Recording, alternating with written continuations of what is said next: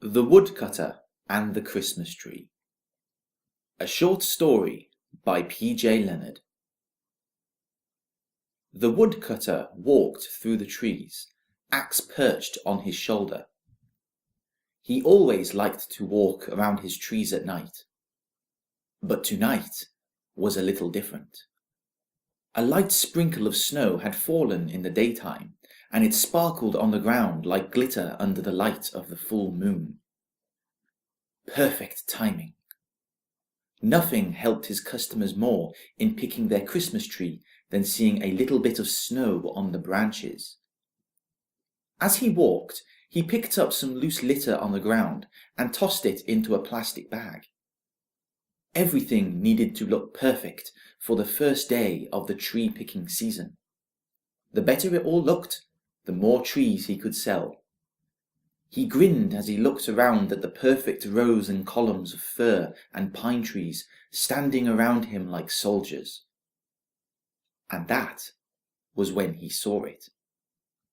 Up ahead was a little lighter. A little more snow lay on the ground, shining like a puddle.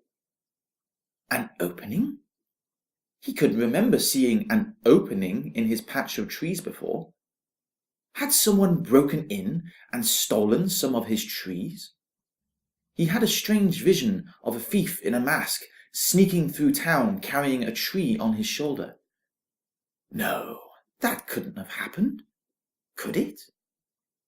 He walked up to the opening and gasped, dropping his axe.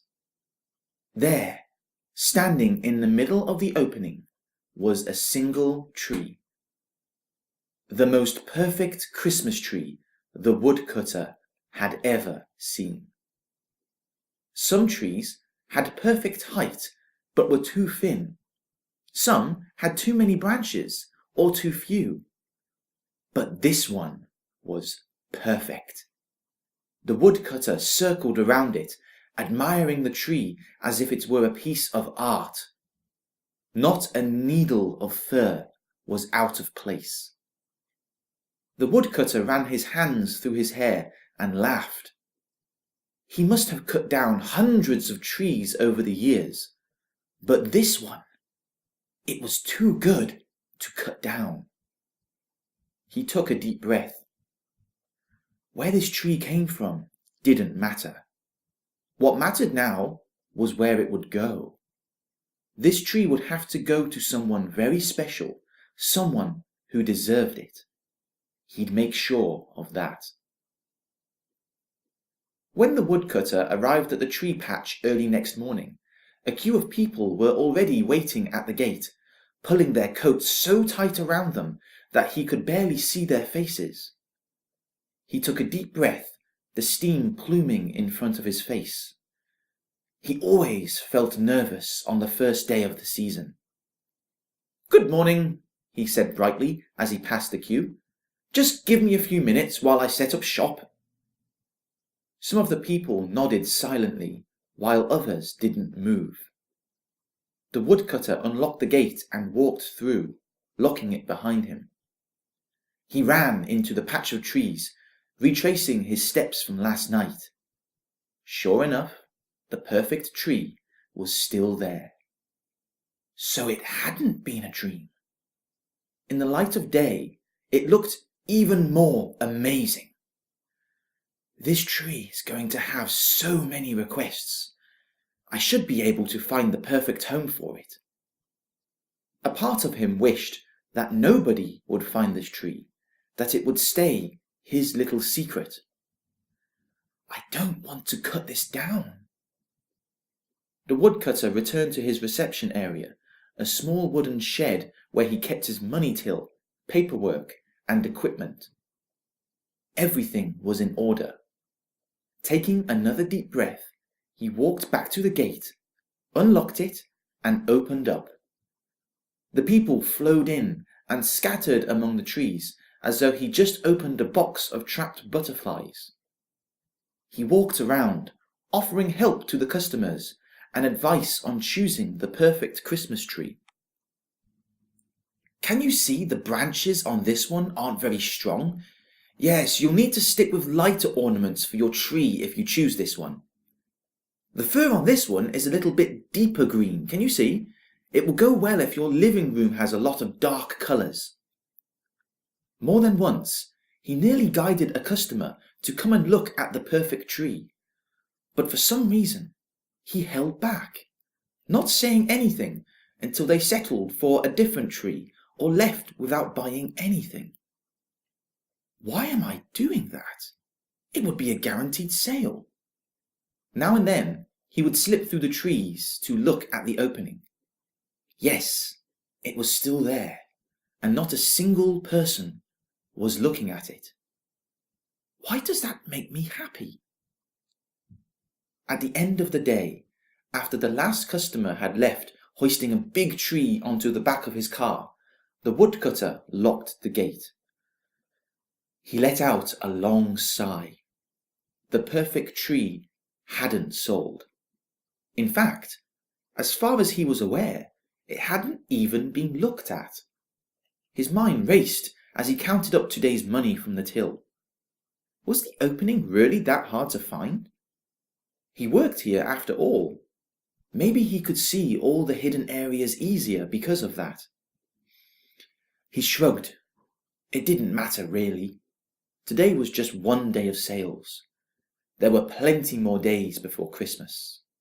Someone will ask for it to be cut down by then. The idea made him feel a little sad. Ring, ring, ring, ring. The telephone rung so loudly that he nearly dropped all of the money on the floor. He looked down at the phone. 2 lights were flashing.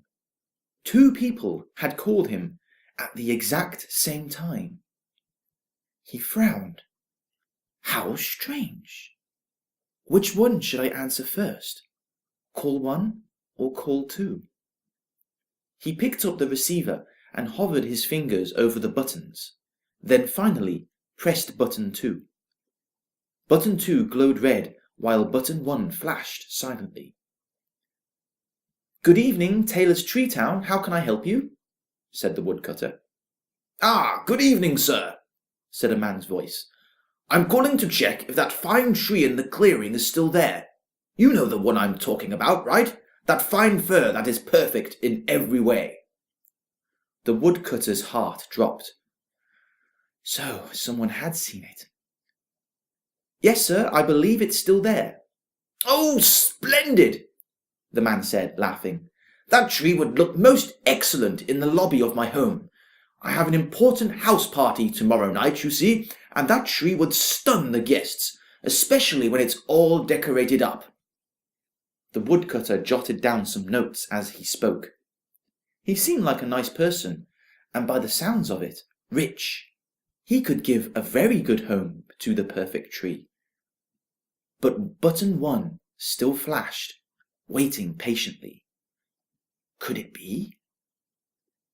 I will need to double check, sir, said the woodcutter. The tree may have been ordered already. Can I take your name and phone number? I'll call you back. Of course, said the man cheerfully. The name is Mr. Rollins. The woodcutter wrote down his number. I'm looking forward to hearing back from you with the good news. And he hung up. The light on button 2 went out. He pressed button 1. Good evening, Taylor's Tree Town. How can I help you? Said the woodcutter again. Hello? Said a woman. Can you hear me okay? Loud and clear, said the woodcutter. What can I do for you? Oh! The woman sounded surprised, as if this was her first ever phone call. Well, you see, I had a question. She sounded nervous. That tree, the perfect one, the one in the clearing. The woodcutter nearly dropped his phone. What was that noise? The woman gasped. She was like a scared cat that was about to bolt away at any second. Nothing, said the woodcutter. Yes, that tree, I believe it's still there. The woman let out a long sigh. Oh, thank goodness! That tree, that's the one we need. I'd like to buy it for my friends. They don't have much. A good Christmas tree wouldn't be much, but I think they could all share it." The woodcutter frowned. He didn't like to judge his customers, but if he was perfectly honest with himself, this lady sounded strange. He wasn't sure if she could afford a tree, let alone give this perfect tree a home. "It's a very nice tree, isn't it?" he said delicately. "It might be expensive." "Oh, money is not a problem," she said, sounding confident for the first time. "I will pay in full. It is my friends who have nothing." Her voice shrunk away again, like a turtle retreating into its shell. That's why I'd like to give them the perfect Christmas tree." The woodcutter ran a hand through his hair. "Understood," he said. "I will check to see if the tree is still there." "Thank you. Can I have your name and phone number? I'll call you back." A pause. Then, "It's okay, I will hold." The woodcutter blinked. "I might be quite a while," he said slowly. "That's okay, I can wait." The woodcutter pressed the hold button, and button 1 flashed again. He laid down the phone and puffed out his cheeks. 2 calls from 2 very different people, wanting the exact same thing at the exact same time. Normally he would have believed it was a prank call, but this man and woman seemed utterly serious. The man had given his phone number too, while the woman was waiting patiently on the line for an answer. The tree was still there, of course, but there was only one. He'd have to call back to one of them and pretend that it was taken while offering the other the perfect tree. But who? Deep down, the woodcutter didn't want to give this tree to either of them. Cutting down the perfect tree would mean it was no longer perfect, and he could no longer see it again. But that wasn't his choice. The customer was always right. The least he could do was make sure the tree got the best home. He stood up and walked out into the cold night. The cold nipped at his nose, and his ears felt like ice. He headed through the lines of trees, some of them now mere stumps when he'd cut them down in today's sales. He stepped out into the clearing and admired the tree again. It looked as beautiful as ever, swaying in the light breeze as though it was doing a little dance. The woodcutter laid a hand on the trunk. "The good news is I found you a home," he whispered. "The bad news? Well, it's 2 homes, really, and I don't know which one to choose." He paced around the tree in a circle, carving a big O around it out of the snow and fallen twigs. Mr. Rollins. He'd definitely give the tree a great home. He sounded nice enough. And house parties? A lobby? He was definitely wealthy.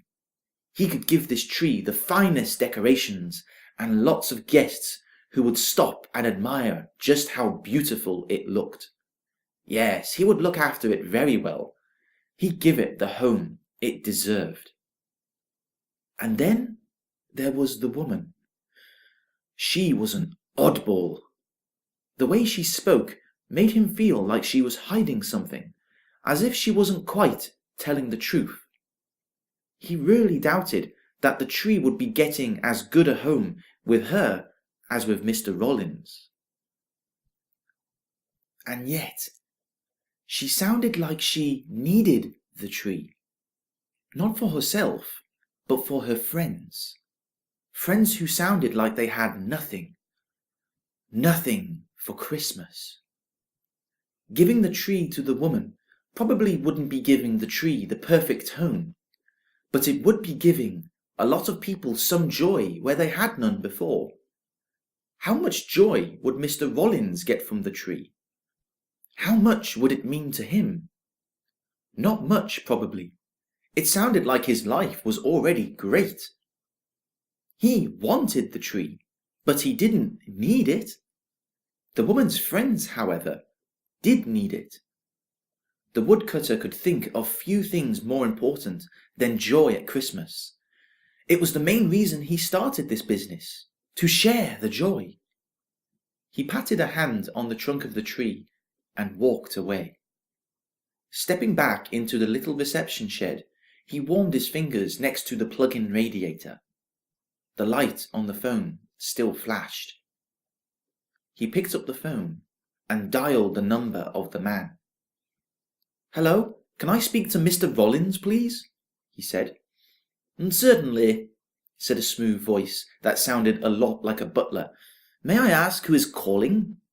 "Taylor's Tree Town," said the woodcutter. "I called to tell him that the tree was taken just before he called. I'm sorry." End of part 1.